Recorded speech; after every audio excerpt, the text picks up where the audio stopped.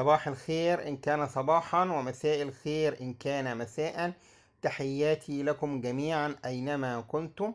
النهاردة 31 مارس عام 2025، والنهاردة بيوافق أول أيام عيد الفطر المبارك في مصر.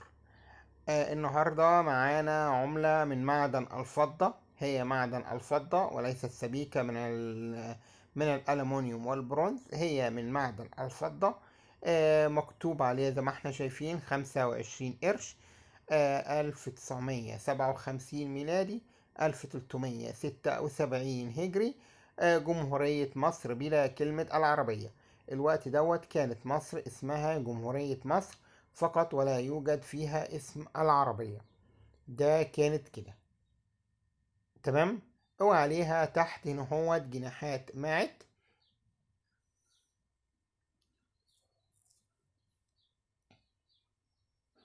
وهي عملة فضية تذكارية 22 يونيو.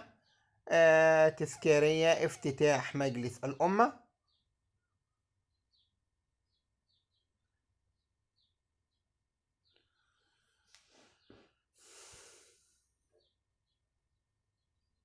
هي سعرها حوالي 650 جنيه،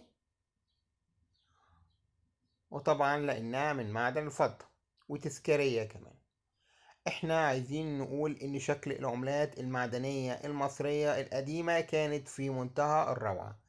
زي ما احنا شايفين اهو، دي العملة دي، سواء العملات الفضية من معدن الفضة او العملات اللي هي سبائك من الألمنيوم والبرونز، كلها عملات جميلة حقيقة وتستحق الاقتناء والاحتفاظ بها.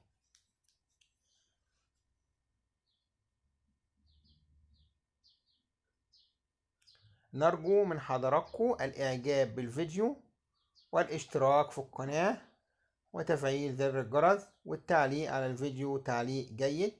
وفي حالة طبعا لو الفيديو ما عجبكش اعمل عليه ديسلايك، واكتب في التعليقات سبب عدم اعجابك بيه ايه.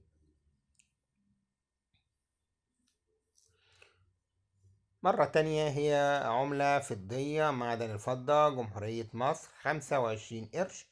إصدار عام 1957 ميلادي، 1376 هجري. وزي ما احنا شايفين الماعت. والناحية التانية هي تذكارية بمناسبة ذكرى افتتاح مجلس الأمة 22 يونيو. طبعا عايزين نقول معلومة، هي مجلس الأمة هو مجلس الشعب الحالي، وهو اللي موجود في شارع القصر العيني في وسط البلد. هو شارع مجلس الشعب والمنطقة الحيوية من البلد ديت. وطبعا احنا عايزين حضراتكم تشتركوا في القناة وتفعلوا زر الجرس وتشتركوا وتعملوا لايك للفيديو وتكتبوا تعليقات. وطبعا العملات دي تستحق الاقتناء حقيقة، وهي دي من معدن الفضة وسعرها حوالي 650 جنيه. أضف إنها تذكارية.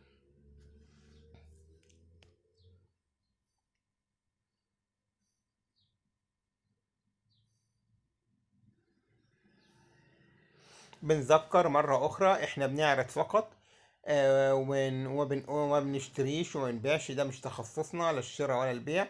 إحنا بنعرض فقط ونقول أسعار العملات، ولسنا متخصصين في الشراء أو البيع.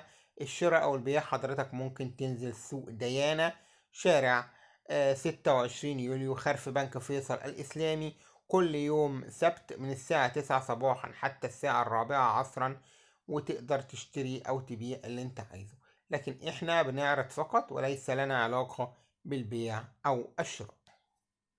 إلى اللقاء.